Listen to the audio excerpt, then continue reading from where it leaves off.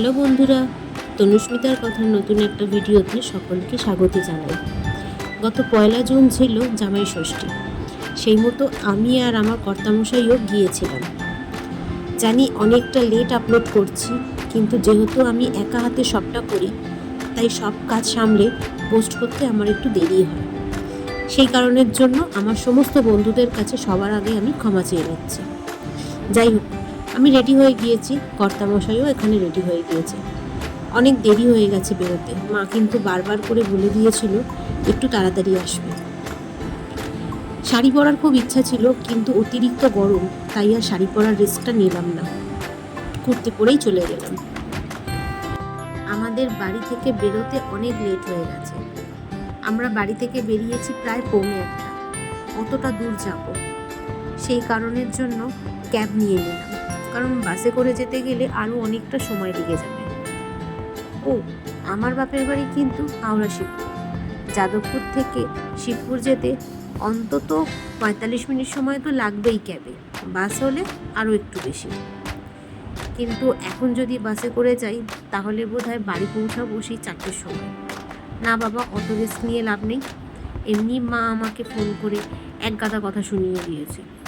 বললাম আমার কোনো দোষ নেই, কেউ শুনলই না। যাদবপুর থানার সামনে সিগন্যালে আটকেছে আমাদের ক্যাবটা। যত সিগন্যাল যেন আজকেই, কী যে বিরক্ত লাগছে, ভালোই লাগছে না। এক এক সময় মনে হচ্ছে এক্ষুনি যদি আমি পৌঁছে যেতে পারতাম 1 মিনিটের মধ্যে, খুব ভালো হতো।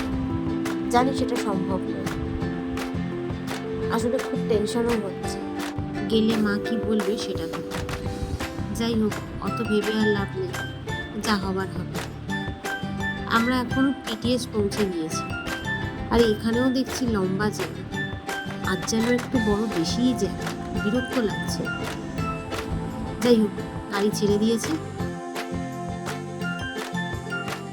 সেকেন্ড ব্রিজ পৌঁছে গেছি, মানে বাড়ি প্রায় এসেই গেছে। সেকেন্ড ব্রিজ থেকে মন্দিরতলার দিকে নামলেই আমাদের বাড়ি। ওখান থেকে টোটো করে নেব।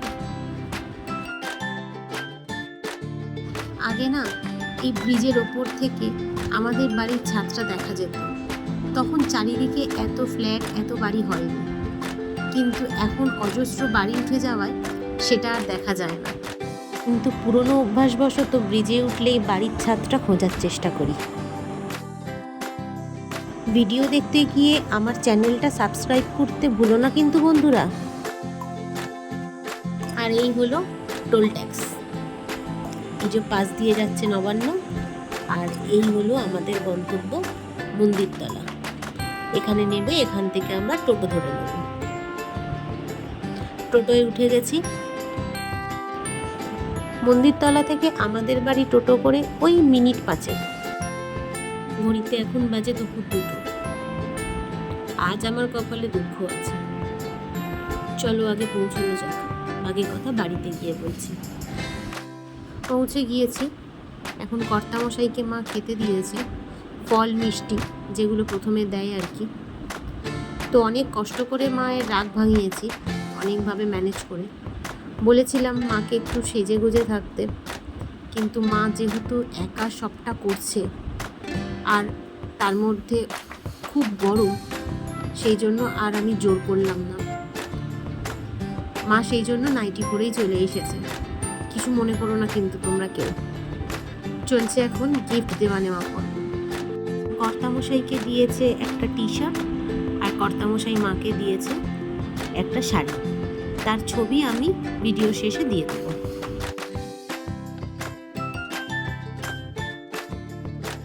এবার পালা দুপুরের খাওয়া দাওয়া। মা মেনুতে করেছিল ভাত, 5 রকম ভাজা, মাছের মাথা দিয়ে ডাল, পাবদা মাছের ঝাল, চিংড়ি মাছের মালাইকারি, কাতলা মাছের কালিয়া, চিকেন কষা, আমের চাটনি। তাহলে আর কি, কর্তামশাই খাওয়া শুরু করুক, আর আমিও ভিডিওটা এখানেই শেষ করছি। খুব তাড়াতাড়ি দেখা হচ্ছে নতুন একটা ভিডিও দিয়ে। ততক্ষণ সবাই ভালো থেকো, সুস্থ থেকো। টাটা বন্ধুরা।